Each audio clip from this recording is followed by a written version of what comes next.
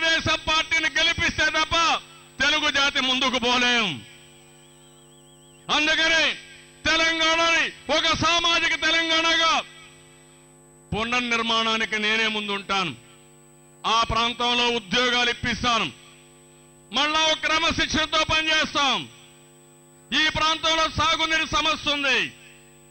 ఇంకా చాలా క్యాపిటల్లో సమస్యలు ఉన్నాయి.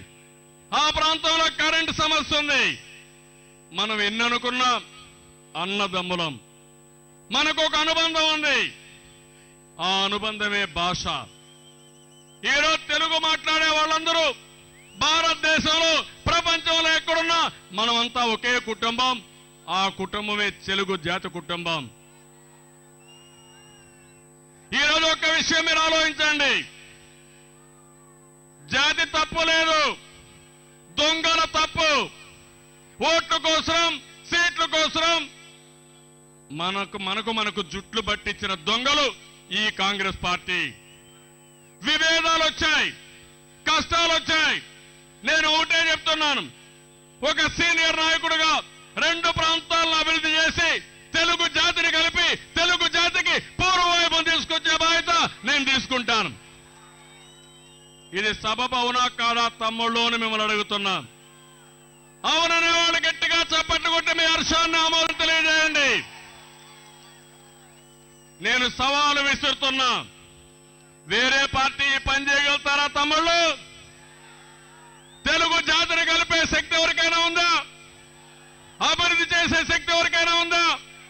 అది ఒక్క తెలుగుదేశం పార్టీకి ఉందా? అవునా కాదా? అవును అంటే చేలు పైకెత్తి మీ హర్షాన్ని ఆమోదాన్ని తెలియజేయండి. మనకు భేదాభిప్రాయాలు వచ్చాయి.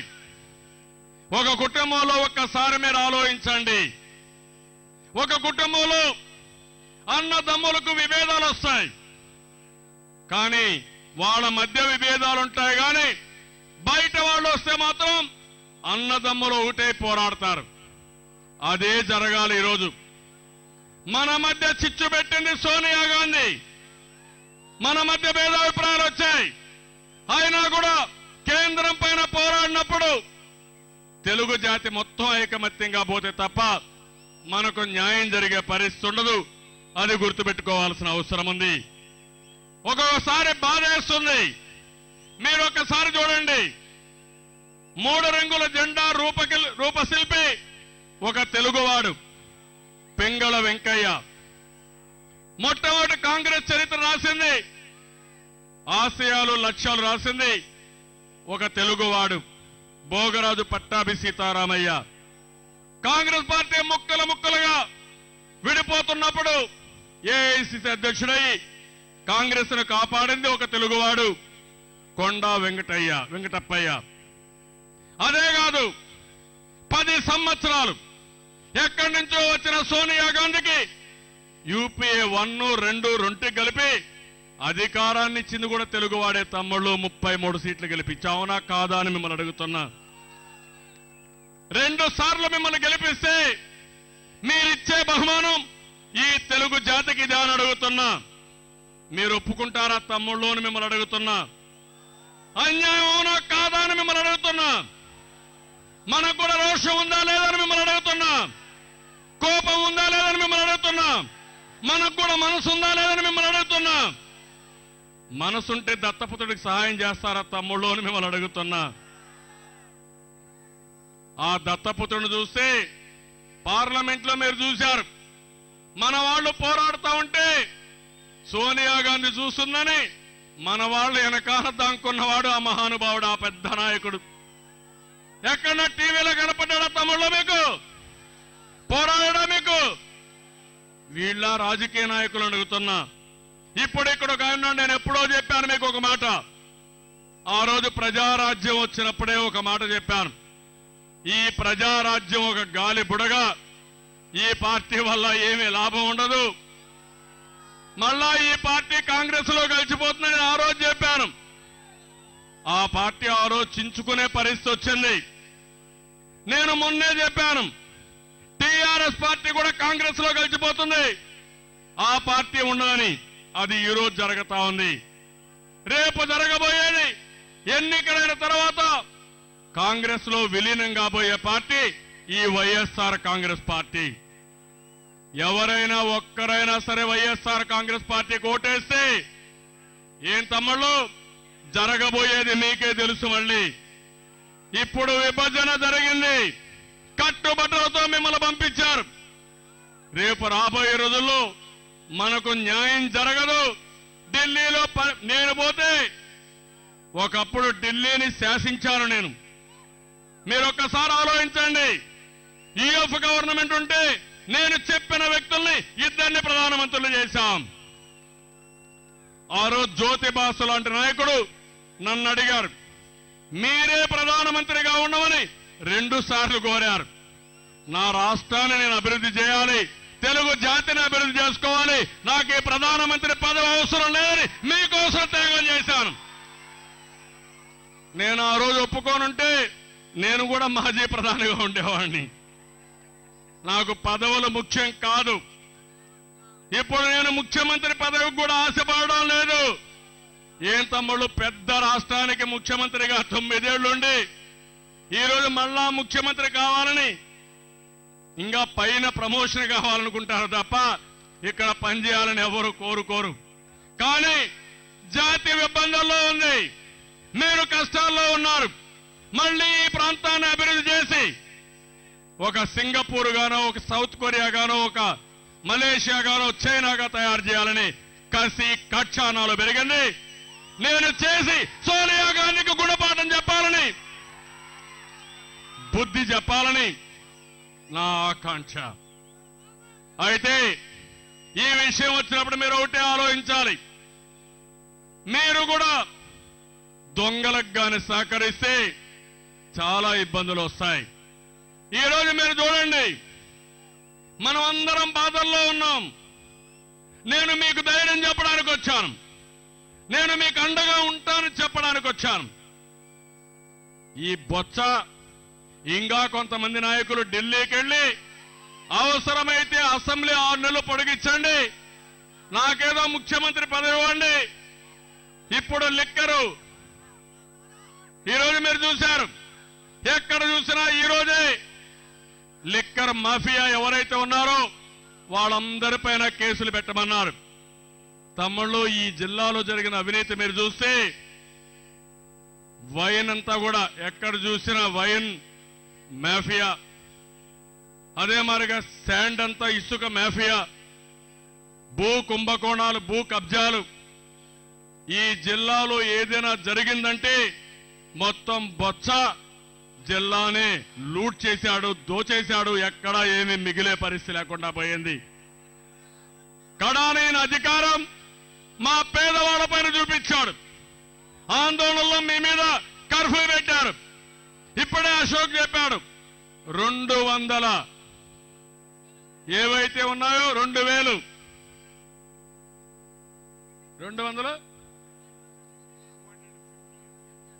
టియర్ గ్యాస్ 2000 టియర్ గ్యాసులు క్యానిస్టర్లు ఉపయోగించాడంటే ఎవడిచ్చాడు ఈ అధికారం అడుగుతున్నా.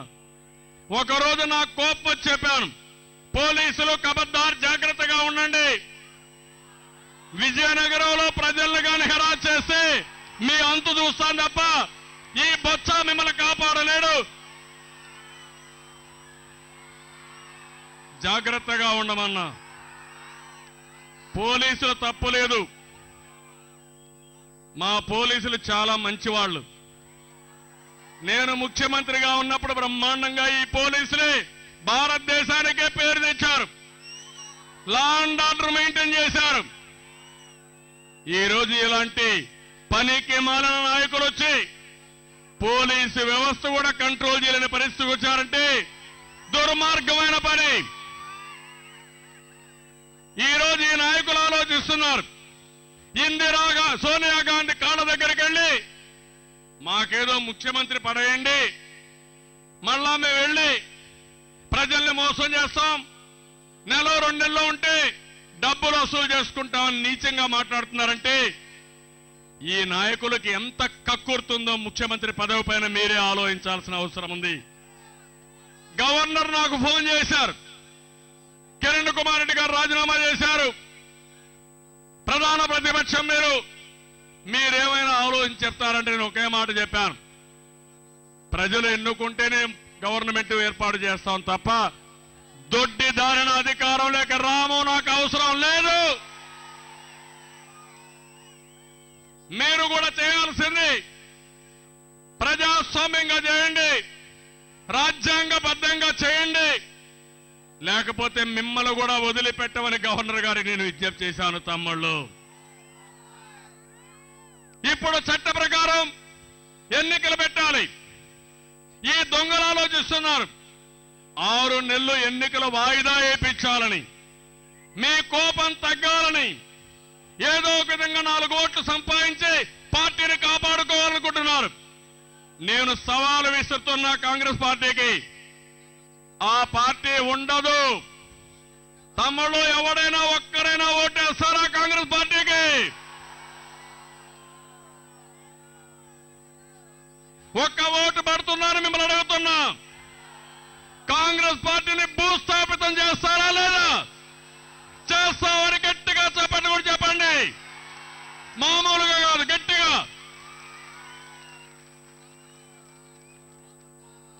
ఇంత మనల్ని ఇబ్బంది పెట్టి సిగ్గు కూడా లేకుండా క్యాండిడేట్లు పెడతారంట. ఎవడైనా కాంగ్రెస్ పార్టీలో ఉంటే దుర్మార్గులు తప్ప ఇంకొకరు కానీ కాదని చెప్పి కూడా నేను మీకు తెలియజేసుకుంటున్నాను.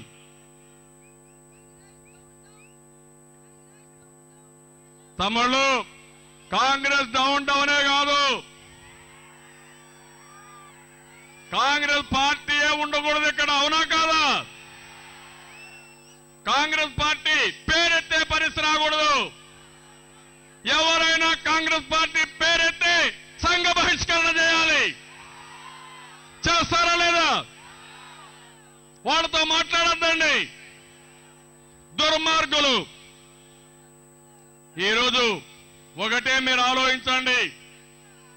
ఒక పక్క కాంగ్రెస్ పార్టీ, ఇంకో పక్కన వైఎస్ఆర్ కాంగ్రెస్ పార్టీ. ఈ రెండు కూడా తల్లి కాంగ్రెస్ పిల్ల కాంగ్రెస్ ఒకటే. రెండు కూడా ఒక కుట్ర ప్రకారం పోతున్నారు. ఒకవేళ పిల్ల కాంగ్రెస్ కోటేస్తే అది సోనియా గాంధీ కోటేసినట్టే. తమ్ముళ్ళు, నేను ఒకటే మిమ్మల్ని కోరేది, ఈ పోరాటంలో మీరు ఎక్కడికక్కడ ముందుకు రావాలి. ఇది నా ఒక్కడిది కాదు, జాతి పోరాటం, ప్రజా పోరాటం. నాకు మీ సహకారం కావాలి. నిండు మనసుతో సహకరించండి. కొండనైనా బద్దలు చేసే శక్తి, ఢిల్లీని గడిగదాటి చేసే శక్తి. మళ్ళీ అన్ని సీట్లు గెలిపించండి. ఒకప్పుడు హైదరాబాద్ నగరం మామూలు నగరంగా ఉంటే తెలుగు జాతి ముందుకు పోవాలి, మన పిల్లలకు ఉద్యోగాలు రావాలి, రైతు పిల్లలు ఇంజనీర్లు కావాలి, కూలి వాళ్ళ పిల్లలు డాక్టర్లు కావాలని నేనే కాలేజీలు పెట్టాను. ఎన్నో అభివృద్ధి కార్యక్రమాలు చేశాం. హైదరాబాద్ లో సైబరాబాద్ ని హైటెక్ సిటీ నిర్మాణం చేసింది తెలుగుదేశం పార్టీ. కొన్ని లక్షల మందికి ఉద్యోగాలు ఇప్పించాం. ఈరోజు హైదరాబాద్ ని ప్రపంచ పట్టణంలో పెట్టామంటే అది నా చొరవ తప్ప ఈ కాంగ్రెస్ దొంగలు కాదు, ఈ కేసీఆర్ కాదని చెప్పి కూడా మీకు తెలియజేస్తున్నా. నేను అడుగుతున్నా కేసీఆర్ ని, తెలంగాణకు నువ్వేం చేశావు అడుగుతున్నా.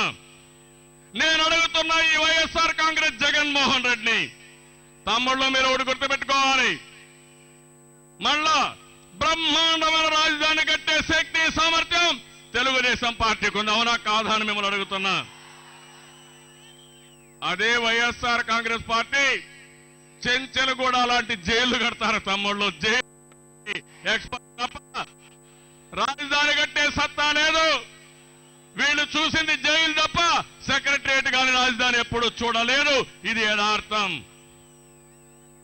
ఈరోజు ఎన్నో సమస్యలు, ఉద్యోగాల కథ బాధపడుతున్నారు, కాలేజీల కోసం భయపడుతున్నారు, ఏం జరుగుతుందో తెలియకుండా బాధపడుతున్నారు.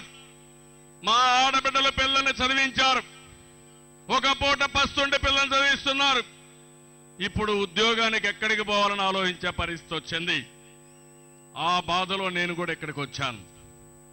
మీ అందరికీ ఒకటే చెప్పడానికి వచ్చాను, ధైర్యం ఇవ్వడానికి వచ్చాను. అధైర్యపడద్దండి.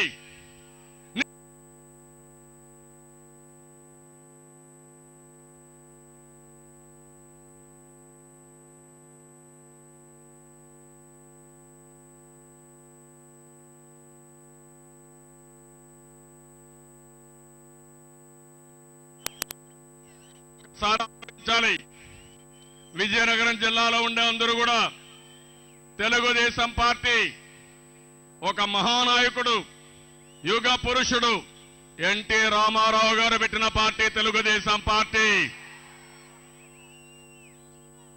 ఎంతో మంది పుట్టారు. అయితే తెలుగు వారి గుండెల్లో శాశ్వతంగా ఉండే ఏకైక నాయకుడు ఎన్టీఆర్. అవునా కాదా తమ్ముళ్ళు?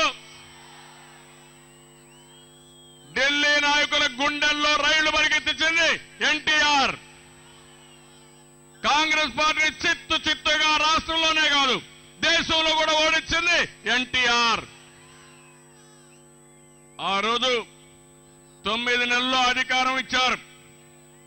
అంతేకాదు ఢిల్లీలో దేశ స్థాయిలో కాంగ్రెస్ పార్టీకి వ్యతిరేకంగా ఏ పార్టీ లేకపోతే అన్ని పార్టీలను కలిపి కాన్క్లేవ్లు పెట్టి ఈ రోజు కాంగ్రెస్ పార్టీని ఒక ప్రాంతీయ పార్టీగా చేసిన ఘనత నందమూరి తారక రామారావు గారికి దక్కింది. దేశంలో 4 ప్రభుత్వాలు వచ్చాయి, కాంగ్రెసేతర ప్రభుత్వాలు. 3 ప్రభుత్వాలు తెలుగుదేశం పార్టీ బలపరిచిన సహకరించిన ప్రభుత్వాలే వచ్చాయి. మన నాయకుడు ఎన్టీ రామారావు గారు నేషనల్ ఫ్రంట్ ఏర్పాటు చేస్తే నేను వచ్చిన తర్వాత యునైటెడ్ ఫ్రంట్ గాని ఎన్డీఏ గాని వాజ్పేయి లాంటి నాయకుడిని ప్రధానమంత్రిగా చేసిన ఘనత తెలుగుదేశం పార్టీని. తమ్ముళ్ళు, మొన్న విభజనలో దెబ్బతిన్నాం. మీకు న్యాయం చేయలేకపోయాను. తెలుగు జాతిని కలపాలనుకున్నాను. విడిపోయినా కలిసి ఉన్నా ఆనందంగా ఉండాలి, జాతి కలిసి ఉండాలని ఆలోచించాను.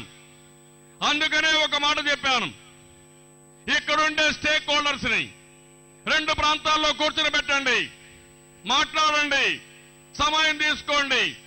తెలంగాణ ఇవ్వాలంటే సీమాంధ్రలో మెప్పించండి, సమైక్యంగా పెట్టాలంటే తెలంగాణ ప్రజల్ని మెప్పించమని ఈ ప్రయత్నం చేయమని అందరికీ చెప్పాను.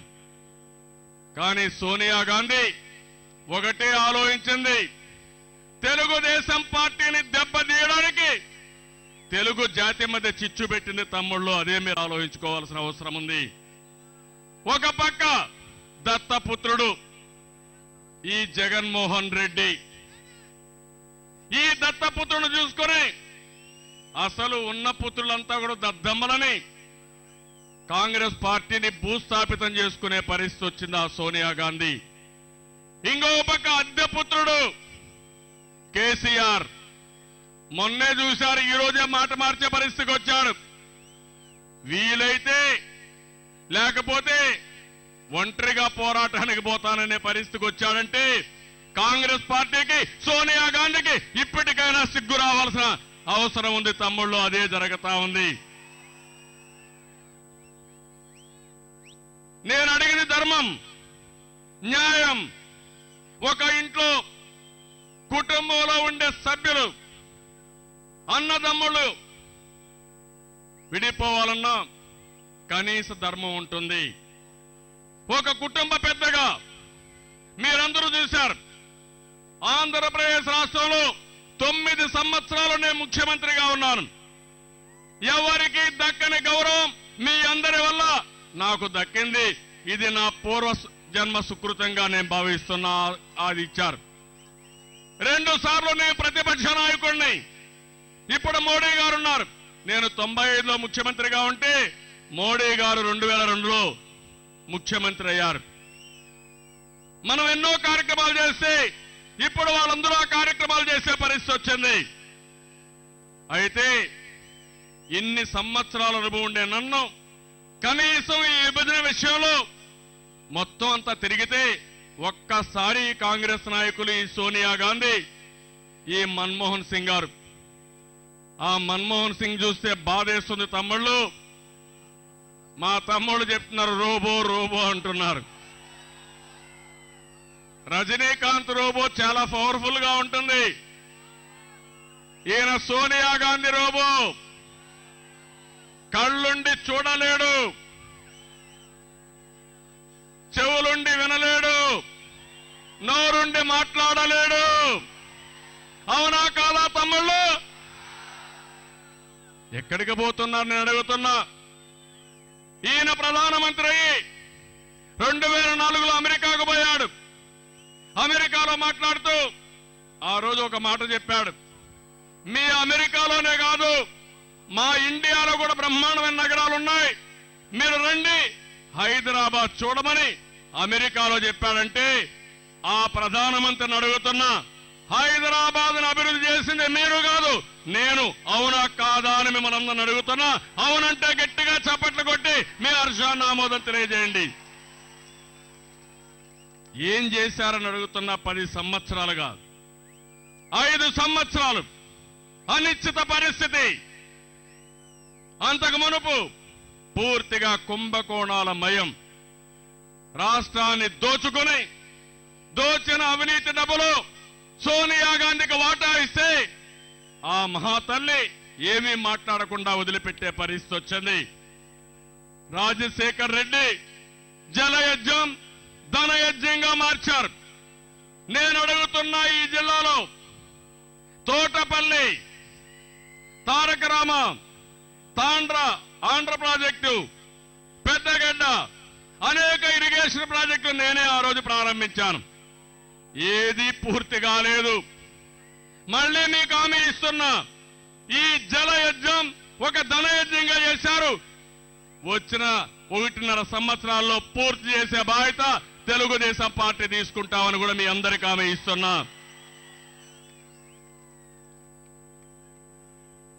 చాలా మా తమ్ముడు చెబుతున్నాడు, చాలా బాధేస్తుంది ఇవన్నీ చూస్తే.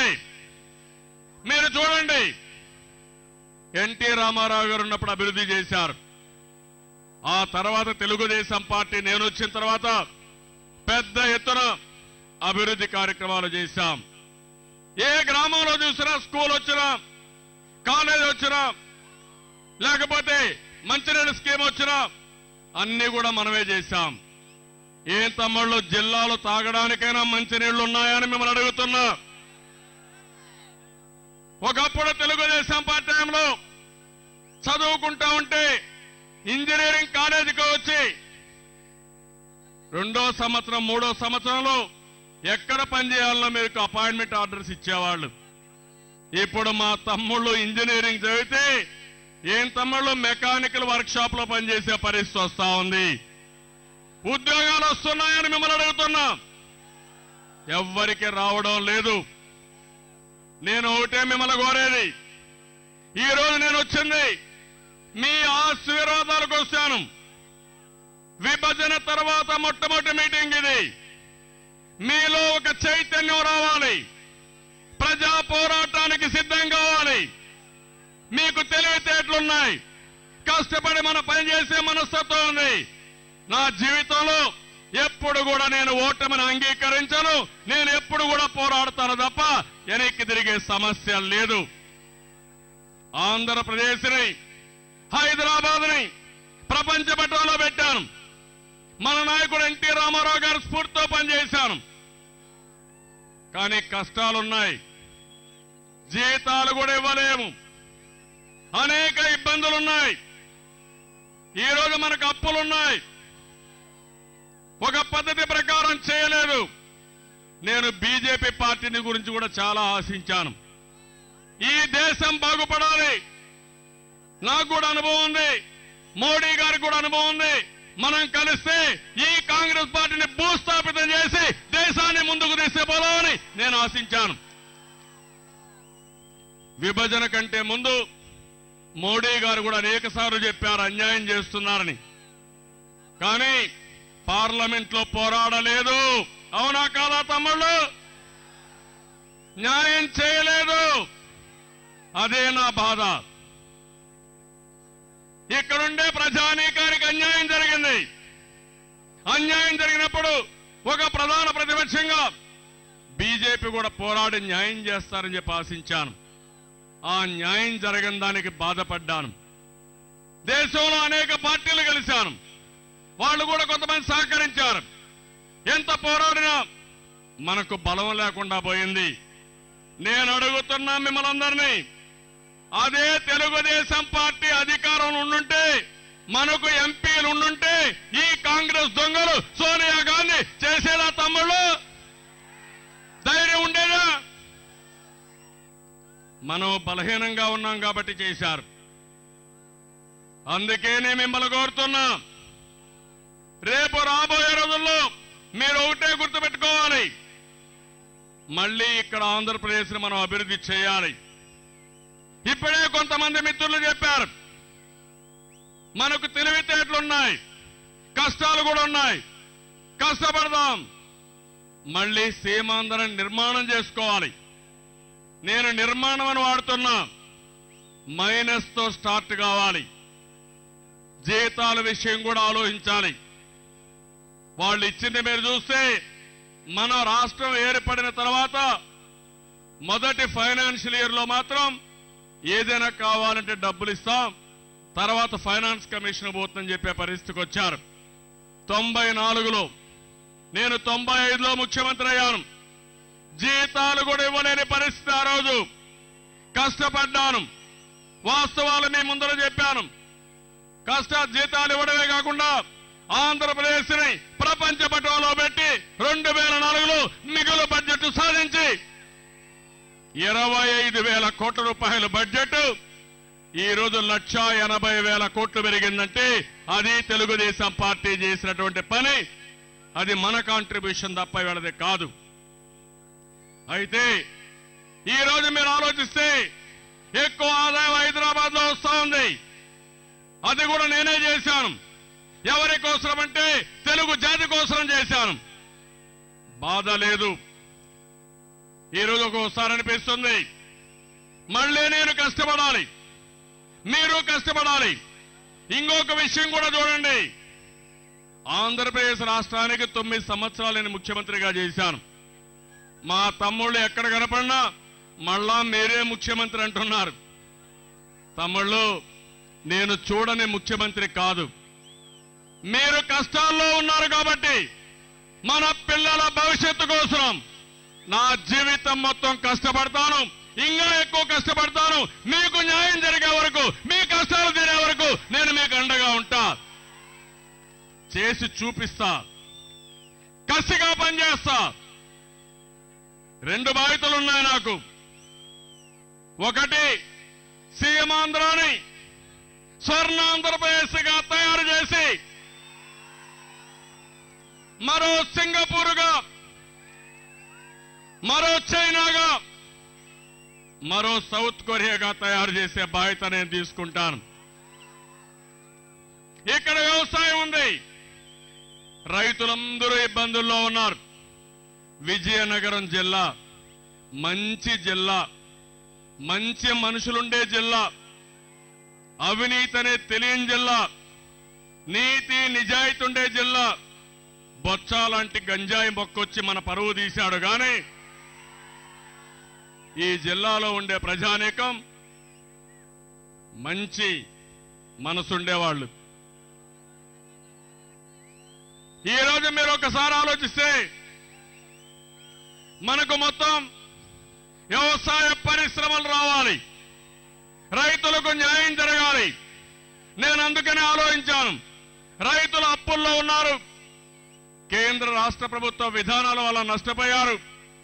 రైతుల్ని కాపాడాలని, రైతులకు పూర్తిగా రుణమాఫీ చేస్తానని నేను అనౌన్స్ చేశాను. తమ్ముళ్ళు, ఇప్పుడు కూడా దానికి కట్టుబడి ఉన్నా. ఏ విధంగా చేయాలని నేను ఆలోచిస్తాను. ఈ ప్రాంతంలో వ్యవసాయ ఆధార పరిశ్రమలు రావాలి. ఈ జిల్లాలో జూట్ ఎక్కువ ఉంది, జూట్ ఫ్యాక్టరీస్ ఎక్కువ చేయవచ్చు. ఈ రోజు నేను చూశాను, ఇక్కడ జిల్లాలో చూస్తే అన్ని ఫ్యాక్టరీలు కూడా సిక్కైపోయినాయి. చాలా ఇబ్బందులు వచ్చాయి. ఈరోజు మీరు చూడండి, ఫెర్రలాయిస్ కానీ అదే మరి ఇంకో పక్కన కొన్ని చిన్న చిన్న ఫ్యాక్టరీస్ ఉంటే అన్ని కూడా దెబ్బతినే పరిస్థితి వచ్చింది. వ్యవసాయ ఆధార పరిశ్రమల వల్ల ఉద్యోగాలు వస్తాయి, వ్యవసాయం బ్రహ్మాండంగా ముందుకు పోయే పరిస్థితి వస్తుంది. ఇక్కడ మన జిల్లాల్లో పత్తి పండుతుంది, కూరగాయలు వస్తాయి, వరి ధాన్యం వస్తుంది, ఇంకా చాలా ఉన్నాయి. అవన్నీ కానీ చేసి వ్యవసాయ ఆధార పరిశ్రమలు పెట్టగలిగితే చాలా పెద్ద ఎత్తున ఉపాధి వచ్చే అవకాశం ఉంది. రెండోది, ప్రతి ఒక్క సిటీ కూడా మీరు చూస్తే ఒక బ్రహ్మాండమైన సిటీస్ గా అభివృద్ధి చేసే అవకాశం ఉంది. నేను ఒకటి హామీ ఇస్తున్నాను, సీమాంధ్రలో ఎక్కడైతే విజయవాడలో ఒక ఆటోమొబైల్ సెంటర్ గా, విశాఖపట్నం ఒక ఫైనాన్షియల్ డిస్ట్రిక్ట్ గా, ఒక ఇండస్ట్రియల్ హబ్ గా భారతదేశంలోనే మొట్టమొదటి స్థానం తేవడానికి అవకాశాలున్నాయి. ఈ విజయనగరాన్ని ఒక మంచి జిల్లాని, ఒక కల్చరల్ హబ్బే కాకుండా ఇండస్ట్రీస్ పెట్టి వస్తా ఉంటే మా తమ్ముడు అడుగుతున్నారు, చంద్రన్న మీపైనే ఆధారపడ్డాం, మా జిల్లాని పైకి తీసుకొచ్చే బాధ్యత మీరు తీసుకోమని మా తమ్ముళ్ళు కోరుతున్నారంటే తప్పకుండా ఆ బాధ్యత తీసుకుంటాను. తమ్ముళ్ళు, ఈ జిల్లాను అభివృద్ధి చేస్తాను. చాలా జిల్లాల కంటే పేద జిల్లా ఈ జిల్లా, అట్టడుగునుండే జిల్లా ఈ జిల్లా. ఇలా తెలంగాణలో రాయలసీమలో కంటే కూడా ఈ జిల్లా వెనుకబడి ఉంది. ఇది యథార్థం. మళ్ళీ ఈ జిల్లాని అగ్రభాగాన పెట్టే బాధ్యత నేను తీసుకుంటాను, చేసి నా నిజాయితీ నిరూపించుకుంటానని చెప్పి కూడా నేను మీ అందరికీ హామీ ఇస్తున్నా.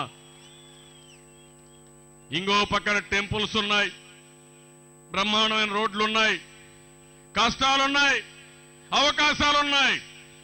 అవకాశాలని ఉపయోగించుకుందాం. నేను ఒక్కడే కష్టపడితే లాభం లేదు, ఆధారపడకుండా మీరు కష్టపడండి. రేపు జరిగే ఎన్నికల్లో ఓటే కోరుతున్నా, ఒక్క సీటు కూడా వేరే పార్టీకి ఇస్తే మన కష్టాలు పెరుగుతాయి తప్ప కష్టాలు తీరవు. ఇది జాతి ఉద్యమం, ప్రజా ఉద్యమం, మన మనుగడ కోసం చేసే పోరాటం. నేను ఈ రోజు ఇంత కష్టపడవలసిన అవసరం లేదు. మీ మనసు చూసిన తర్వాత, మీ కష్టాలు చూసిన తర్వాత నాలో పట్టుదల పెరిగింది. ఆ రోజు ఆంధ్రప్రదేశ్ ప్రపంచ పటంలో పెట్టాను. ఇప్పుడు మళ్ళీ సీమాంధ్రని స్వర్ణాంధ్రప్రదేశ్ గా తయారు చేసే వరకు నిద్రపోకుండా పనిచేస్తాను. ఇంకో పక్క తెలంగాణ ఉంది, వాళ్ళకు కూడా నేను 20 సంవత్సరాలు నన్ను ఆదరించారు.